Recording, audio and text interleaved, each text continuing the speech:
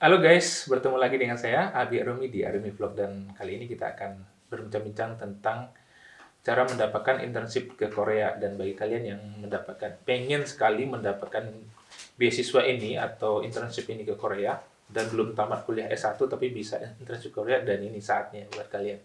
Dan kita sudah mempunyai seorang narasumber yaitu Mas. Halo semua, saya Wahyu Setiawidodo. Mhm. Saya master di Groningen di bidang Biomolecular Science. Mhm. Oh ya guys, sebelum saya memperkenalkan Kang Wahyu atau Mas Wahyu, dulu pernah dapatkan internship di Korea ya, Iya. Mas ya. Jadi kita akan ngulik-ngulik sedikit tentang beasiswa ini. Eh, dan ini seru banget. Nah, kalau boleh tahu beasiswa apa yang Mas dapatkan di Korea? Nama beasiswanya itu Hmm. Global Korean Scholarship for Hmm. ASEAN Science and Engineering Student, Hmm. atau disingkat GKS ASEAN Science. Hmm. Nah, itu beasiswa dari pemerintah Korea untuk mahasiswa di Asia Tenggara, Hmm. dari Indonesia, Filipina, dan seluruh Asia Tenggara Hmm. untuk bisa melakukan internship atau summer course. Kita sebut bisa summer course atau internship di Korea selama 6 minggu. Oh, 6 minggu ya. Seperti itu. Hmm. Ya. Itu apa saja yang dilakukan selama 6 minggu itu? Nah, untuk programnya kebetulan sangat menyenangkan sekali. Hmm. Mereka mendesain program ini supaya anak-anak itu tertarik untuk kuliah di Korea. Hmm. Jadi programnya yang pertama, minggu pertama itu biasanya kita ada orientasi kampus.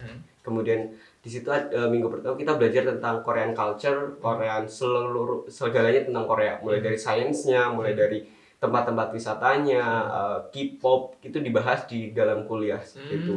Dan Ya? menarik, selain kita bahas itu juga kita langsung kayak dikasih lihat langsung. Misalkan mereka mempelajari musik Korea atau culture Korea, kita langsung mencoba musik Korea ke tempat-tempat budaya Korea. Itu biasanya minggu pertama. Kita belajar sains, misalkan kita ke research center atau lembaga penelitian yang ada di Korea. Jadi memang melihat langsung. Kemudian karena ini programnya untuk ASEAN Science and Engineering, nah itu dibagi ke dalam ada banyak universitas. Jadi mahasiswa-mahasiswa dari ASEAN itu nanti akan ada kalau nggak salah tiap tahun itu 5 sampai 6 universitas akan menyelenggarakan internship ini. Gitu. Nah, itu ada banyak jurusan yang bisa masuk dan masing-masing jurusan itu ditempatkan di satu universitas tertentu. Oh gitu. Kalau dulu saya di jurusan namanya Animal Science and Biotechnology.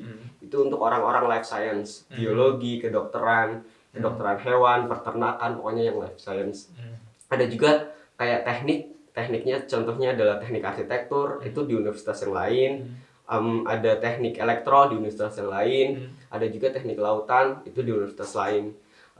Seperti itu, dan itu bisa misalkan teknik elektro bisa diambil sama anak fisika karena memang lebih kayak yang penting anak sains dan engineering dan related subjeknya Oh, kayak yang sama, nyambung, nyambung. yang nyambung Nyambung. aja ya, subjeknya agak nyambung. Seperti itu overview programnya. Oh ya, tadi nyambung ke pertanyaan yang tadi lagi. Di kedua sampai ketiganya itu seperti apa. Jadi yang di minggu kedua setelahnya kita bisa belajar tentang subjek itu. Kalau anak arsitektur ya belajar tentang arsitektur. Kalau saya dulu belajar animal science and biotechnology ya belajar tentang itu. Paginya biasanya kuliah, siangnya praktikum. Setelah itu biasanya kita dikasih research project. Jadi kita ada research project kita melakukan penelitian di satu lab yang memang sesuai dengan minat kita. Nanti kita akan ditempatkan dan suruh milih lab mana, terus kita akan kerja di lab tersebut. Dan nanti terakhir itu kita kumpul dari seluruh universitas itu, semua jurusan, kita presentasi hasil riset proyek kita gitu bareng-bareng di minggu terakhir sebelum pulang. Oh, itu untuk riset berapa lama? Risetnya itu paling risetnya kecil, tapi biasanya setelah praktikum kita riset. Jadi dari minggu kedua itu setelah dibagi research projectnya apa, terus kemudian kita disuruh baca, disuruh mulai research project bareng PhD student sama master student di sana. Oh gitu, tapi nggak ditentukan risetnya atau apa gitu bagiannya gitu, atau kita nyari sendiri? Ditentukan sama mereka. Mereka ditentukan. sudah menentukan judulnya dan semuanya sudah ditentukan. Nah, dari program tadi sangat menarik banget ya, Mas. Iya. Nah, kalau untuk mendapatkan programnya kan butuh ada persyaratan dan langkah-langkahnya Iya. supaya mendapatkan programnya. Nah, apa syarat-syaratnya, Mas? Nah, untuk daftar internship ini biasanya kita tidak bisa langsung secara perorangan daftar ke universitasnya. Jadi memang yang memberikan beasiswa itu GKS, tetapi yang menyelenggarakan internshipnya kan universitas. Saya dulu di Chungnam National University. Jadi apa namanya, biasanya saya dulu dapat informasi dari dosen, atau enggak kalau biasanya selain dari dosen tuh ada di website International Relation di kampus kita. Atau enggak teman-teman juga bisa cari di studayinkorea.go.kr. Di situ bisa dicari informasinya. Tapi kita daftarnya lewat universitas yang mendaftarkan kita ke Chungnam tersebut gitu. Dan universitas saya dulu belum punya akta kerjasama dengan Chungnam, itu pun nggak apa-apa. Jadi tidak harus universitas itu ada kerjasamanya, tapi kita harus daftar lewat universitas. Kalau teman-teman saya yang di UGM, yang di ITB, yang di IPB itu mereka lewat universitas, lewat international relations, supaya berkas kita dikirimkan ke pihak admission yang ada di universitas di Korea. Tetapi kalau dulu saya agak berbeda, agak saya lewat dosen saja. Dosen ketua jurusan, atas nama ketua jurusan dia ngirim langsung ke Korea. Dan itu pun bisa gitu. Oh, bisa ya. Tapi kalau di kampus-kampus lain itu karena mereka sudah ada kerjasama, mereka diseleksi di tahap kampus dulu. Seleksi tahap kampus, terus baru mereka seleksi tahap ngirim berkas anak-anak yang sudah diseleksi di kampus. Karena masing-masing kampus itu jatahnya cuma mengirimkan 5 orang peserta. Nah, dari 5 orang peserta nanti diseleksi lagi dari sana. Tapi kampus itu maksimal boleh ngirim tuh 5 orang. Nah, itu juga ada seleksi di kampusnya. Tapi yang kayak saya, karena saya belum ada kerjasama dengan kampus di Korea. Jadi saya daftar lewat dosen, dan kebetulan dosen terus nge-share ke yang lain.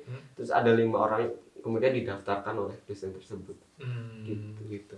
Tapi ada persyaratan nggak universitas apa saja yang boleh, universitas negeri atau swasta di Indonesia bisa dapat, atau tertentu harus negeri gitu? Enggak, semuanya bisa daftar, asal related itu ya. Kemudian kalau ngomongin persyaratan itu, dokumen yang harus disiapkan itu, yang pertama itu kita harus nyiapin yang namanya motivation letter, kemudian recommendation letter dari dosen, kemudian kita harus ngisi form. Biasanya beasiswa Korea itu kita harus ngisi form yang kayak nama, prestasi segala macam di situ, kayak CV lah, kayak CV.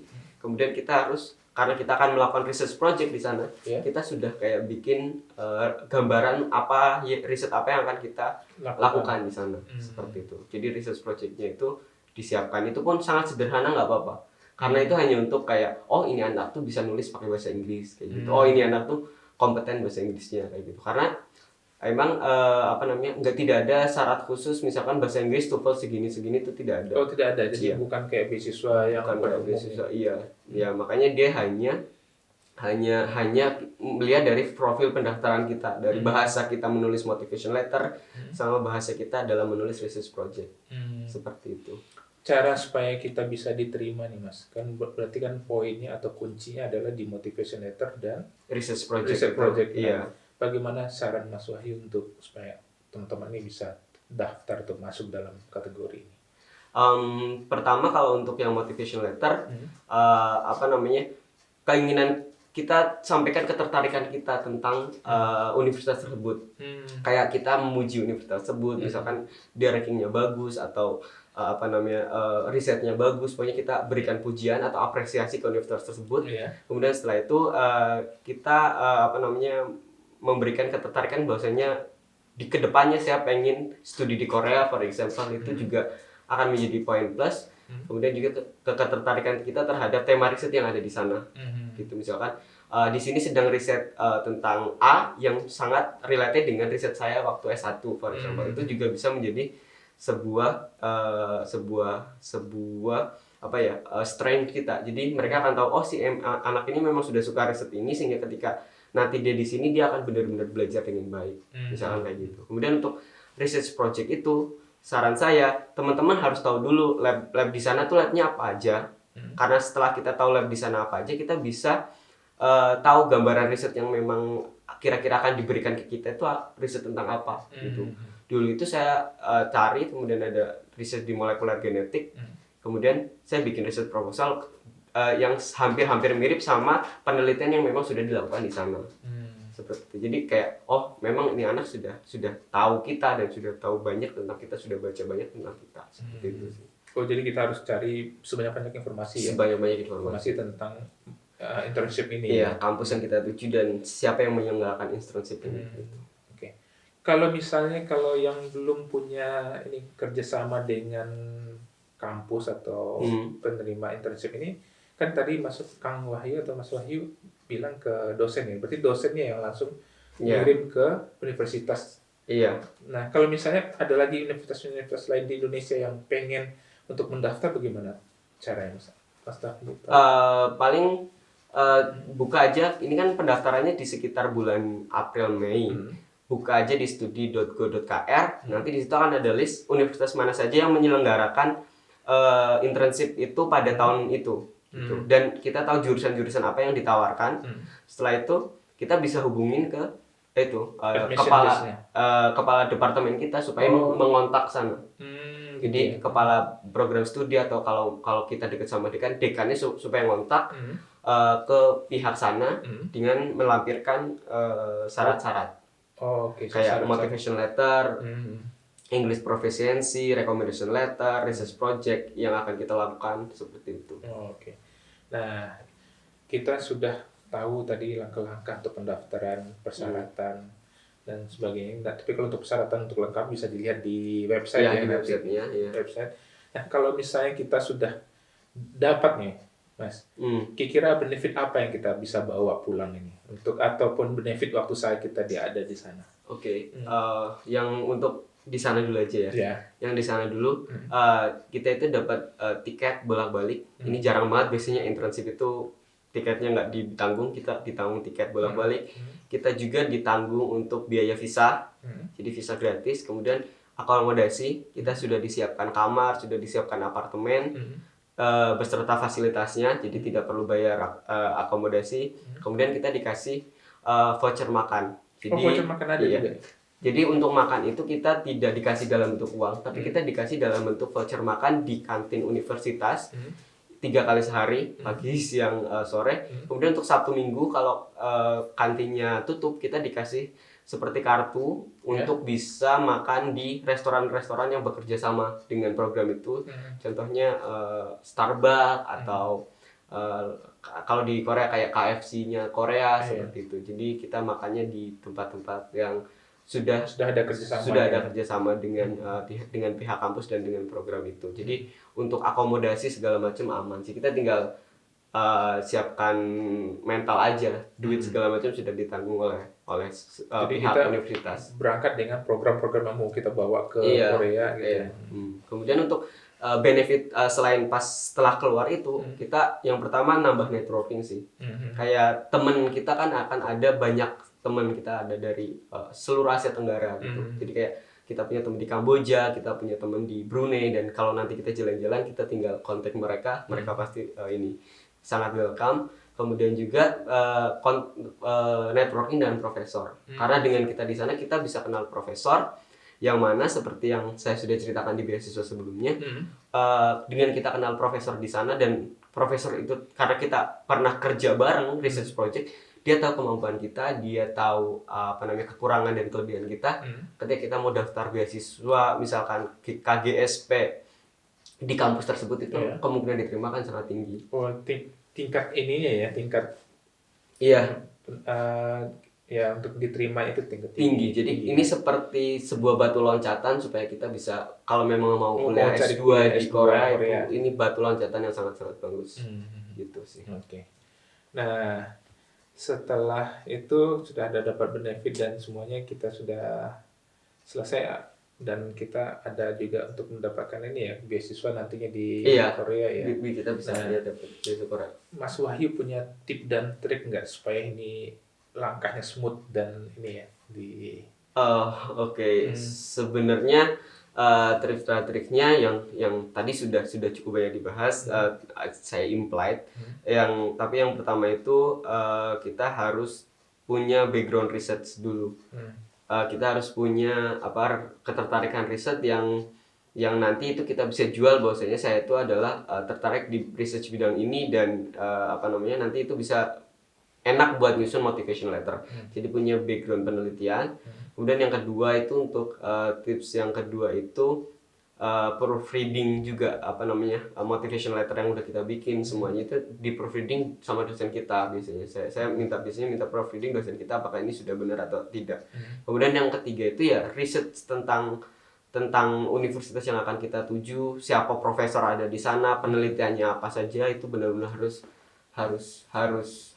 kita harus research secara dalam karena untuk menulis research project yang akan kita lakukan di sana, walaupun nanti ternyata research projectnya itu akan berbeda antara research project yang kita plankan dengan yang ada di sana, tetapi setidaknya mereka tahu kalau kita itu memiliki kemampuan untuk melakukan project-project dan mengikuti kuliah yang ada di sana. Seperti itu sih. Oke guys, Kang Wahyu atau Mas Wahyu sudah memberikan informasi buat kalian bagaimana cara mendapatkan internship ke Korea, dan kalian masih S1 dan ingin ke Korea sambil lihat artis asli Korea ya. Iya. Sempat jalan-jalan juga ya waktu itu ya. Jalan-jalan terus kalau di Korea. Dan ini seru banget. Dan ini buat kalian ini perlu kalian intip-intip juga beasiswa ini atau internship ini. Semoga informasi ini bermanfaat buat kalian, dan jangan lupa kita punya beasiswa lain di video kita. Kalian bisa intip-intip juga.